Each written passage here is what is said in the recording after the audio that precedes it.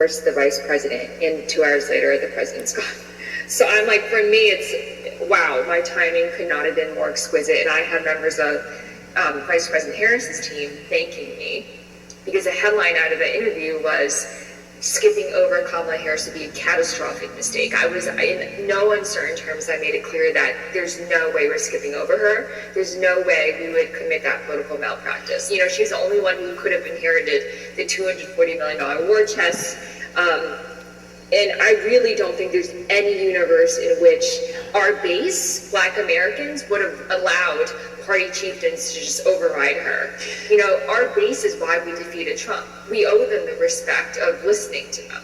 And so the political whitewashing, or should I say blackwashing, of Kamala Harris continues apace. Now let's go ahead and deal with the obvious part. This woman here says that black voters are owed. But as we all know, Kamala Harris has gone on the record saying she's not going to do anything that benefits black voters.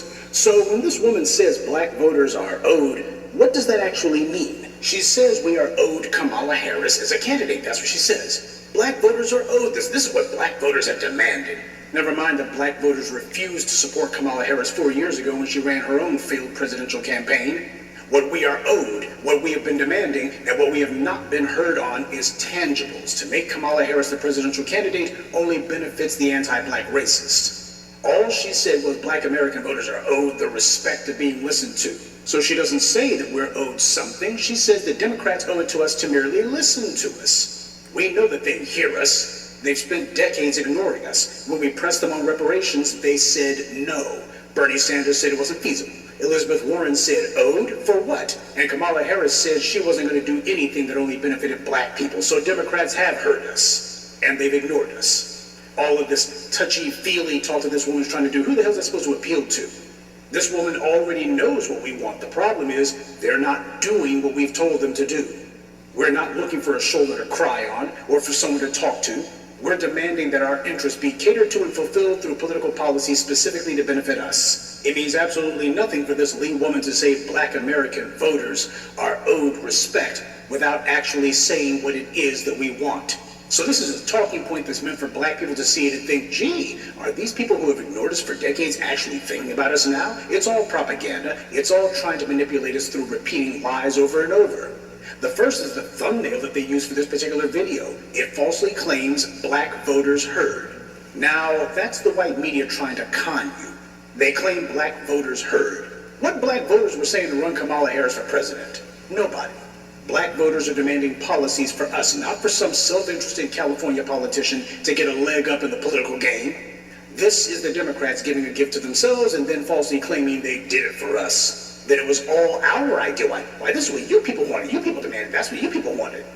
This is part of the scheme, too. If Kamala fails, then they'll be claiming that black voters failed the civil rights generation or something. As far as I'm concerned, they can go ahead and blame us all day long. I'll take credit for this. Yes, if and when Kamala Harris's second bid for the presidency crashes and burns, yeah, you're doggone right. You point those folks online. Black voters being heard? No. We are barking out the orders. It ain't about whether or not you hear us. It's about whether or not you obey us. This woman says that black Americans wouldn't have allowed party chieftains to override Kamala Harris. Well, black voters refused to support her when she ran 4 years ago. This is the reason that I posted that video a couple of days ago talking about Van Jones and his phony baloney claim that apparently there are these throngs of black people, or in his case he was talking about black men, who apparently are saying protect this sister when talking about Kamala Harris. That's nothing more than a DNC talking point. That came from the Democratic Party. And it's a talking point that they've been told to spread. That's why they're all out here showing that everybody's got the memo. This is merely paying lip service, and weak lip service at that, to black voters. Trying to do the sister girl routine for a woman who, now that she's officially on the campaign trail, she ain't talking that sister girl stuff. Oh, you got Van Jones and others doing that mess. Yeah, that's what they're told to do. Well, we need you to get out there and say the sister girl thing. Kamala Harris, especially talking to these white voters, she can't do that, don't you see? Now, notice this lead woman said that black American voters are the party base. One thing that I noticed is she didn't say black women. She said black American voters. Now, Democrats have been banging the hell out of that drum of black women voters for several years now. But they see that their attempts to drive that gender wedge hasn't worked. So now, at least a number of them are finding themselves being forced to have to dial it back a little bit. Not all of them, but it's showing that there are more and more of them who are understanding and accepting the fact that that old gender wedge divide that they've been trying isn't really working, not the way they need it to. What we're witnessing here is a full-blown PR blitz to convince black people that we like Kamala Harris. Well, we don't. But as the white media, they think they can dictate our opinions to us. This is where the constant carpet bombing of propaganda on us is meant to come in. This is a matter of just saying over and over again, hopefully those mushy-headed Negroes will look and go, you know what? She is a sister after all. That's what the whole goal is. We gonna stand up for this sister. And who exactly is it who's supposed to be this alleged base black support for Kamala Harris? Who is in the black community who's supposed to form this support base? Why, it's the NAACP. Well, Erica, on Sunday, President Joe Biden, as we know, announced he was dropping out of the presidential race. And that same night, an estimated 90,000 black women from all across the country logged onto their computers to support a new campaign. So on that Zoom call was Portia Prescott, president of the Rocky Mountain NAACP. If we don't invest in our women of color, then why else would anybody else invest? Prescott and Harris are both members of the same sorority. Prescott and Harris are both members of the same sorority, which is also garnering support from people all across the country. So Kamala Harris opposes reparations, the NAACP opposes reparations, and what a surprise, her sorority sisters that she went to school with, they also oppose reparations.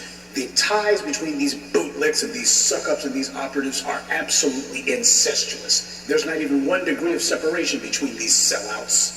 And since I know that a number of these boule wannabe sorority suck-ups happen to infest my pages, let me ask you people a question.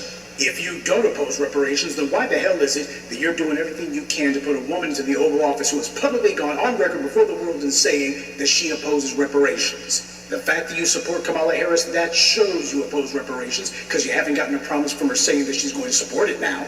Has her stance on the issue changed? Of course not. She hasn't changed at all. So even if these sorority suck-ups want to try to claim, well, we're not opposed to reparations, well, Kamala Harris is. And since she hasn't changed her position on the issue, that means obviously you did, because you're supporting her. And this is who's supporting Kamala Harris. And this is why we don't fool with these civil rights fossils, these dinosaurs from a bygone era. They sold out, and they're trying to pretend to speak for all of us. When you look at the individuals who you see doing this fundraising for Kamala, it's the same handful of Democratic boule wannabe black elite tools, bootlicks, and professional butt kissers who want to reenact the days of slavery. That's their goal. Back to the plantation. This is the danger in allowing social climbers to be presented as speaking for you and me. Understand something. The current narrative that we're seeing about Kamala Harris, that she's apparently just running the boards and she's dominating the polls, and oh my God, there's new energy in the Democratic Party, and this woman's turning to, oh, this is a game changer, this is a game changer.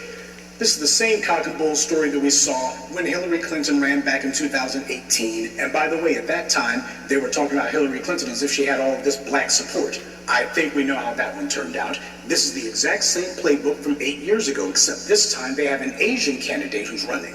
And the only actual change in rhetoric is whereas in 2016, the talking point was that it's time for a woman to be president. This time around, they're trying to rerun the Obama playbook. They know the reason they lost the presidency in 2016 was because black voters stayed home. So the goal now is to give some empty rhetorical pandering to us and claim that black people can't wait to vote for Kamala Harris, and especially black women in specific. And make sure to put some NAACP shill or some woman who's the head of one of these white-funded, sock puppet, dark money organizations like Black Pack or something, or some other group funded by white dark money, and let these front women stand in front of the cameras acting like they're leading black voters when in reality they're being led by white Democrat donors. Their goal is to put out propaganda masquerading as news, where they avoid and evade black people and make sure the only persons who are on screen are the same Democrat Party-aligned shills who depend on the DNC and white dark money donors for every crumb of their daily bread.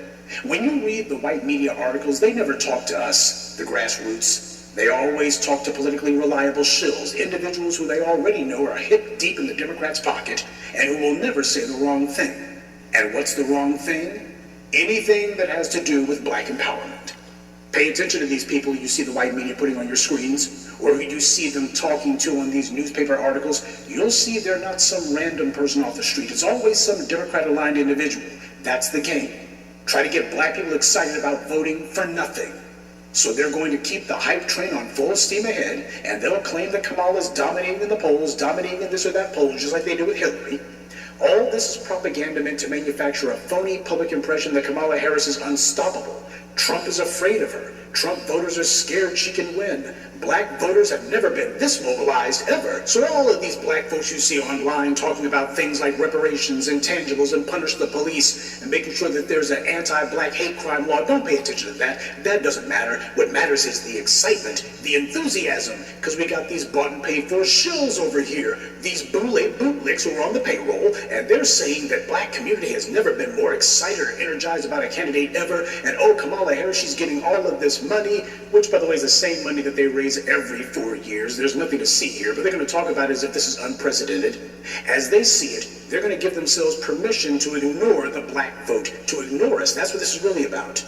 And instead, they're going to claim that all those people you see online saying Kamala's offered us nothing, they don't matter anymore. Why? Because you got these NAACP suck-ups who are saying there's so much support for her. They're trying hard to position her as a candidate who they hope can appeal to white women, especially in the suburbs. That's why she talks about abortion so much. One of the issues that came up at the last debate and will definitely feature in September would be the issue of reproductive rights, and having her as the candidate could significantly change that ground, that conversation. Oh, absolutely. And I think, it's kind of taken a backseat to all the drama in recent weeks, but I can't even imagine a world where we don't have full control over. I just can't even imagine. I can't believe this happened. And she has been out there every single day being a champion for reproductive rights. If we can't control our bodies, nothing else matters. Kamala's not out there doing that sister girl routine.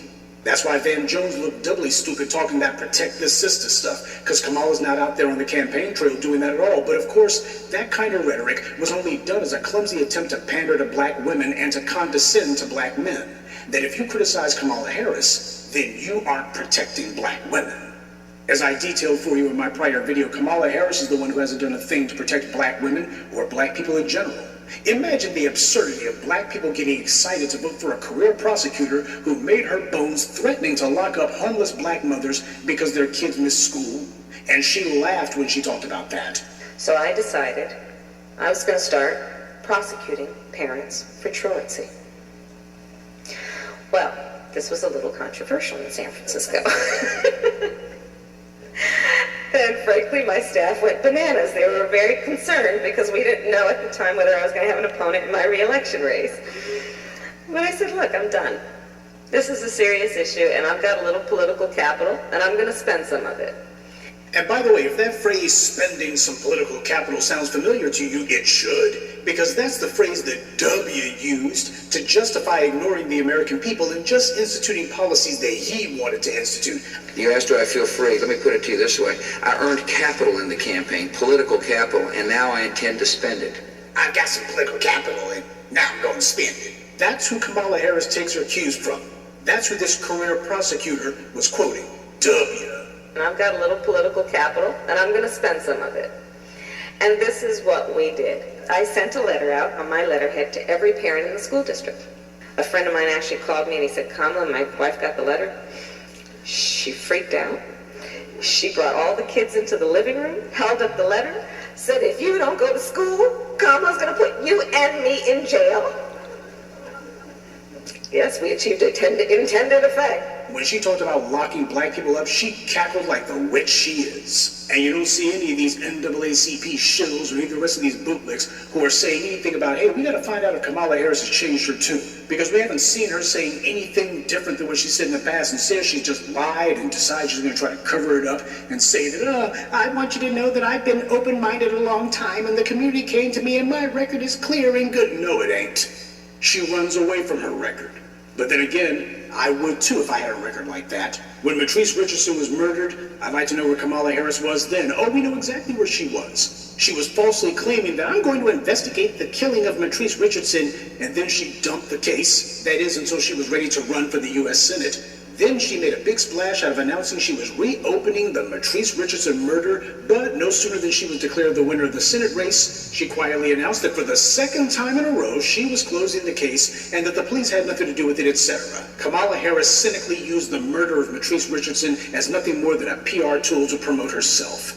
This is who the white media is trying to dictate to you and me that we ought to get excited for. This is who these NAACP shills and all the rest of these bootlicks and operatives are telling you and me represents our best interests. This woman has said nothing about punishing the police, nothing about punishing prosecutors, nothing about punishing judges, all of whom are complicit in the systemic racism we experience in the injustice system. The goal is to have as many black people, or at least people with the requisite amount of melanin, get in front of the cameras and talk about her as if she's the second coming, and just to see how many black folks fall for it. They're throwing stuff against the wall to see if anything sticks. How long until she makes some super cringe video of herself dancing to Sexy Red or something, huh? It's only a matter of time. But then again, the white media is counting on the fact that most people, including black folks, are sheep. They see a parade, they see the white media making a big deal out of someone, they think that there must be something to it. They'll pay attention to it. Some of them might even act on it. Most people are sheep, and you can fool most of them, but only some of the time. That's the dilemma the white media's in. They got away with it 4 years ago. Can they do it twice? Well, that answer depends on how foolish the people choose to be. Good evening, and be one.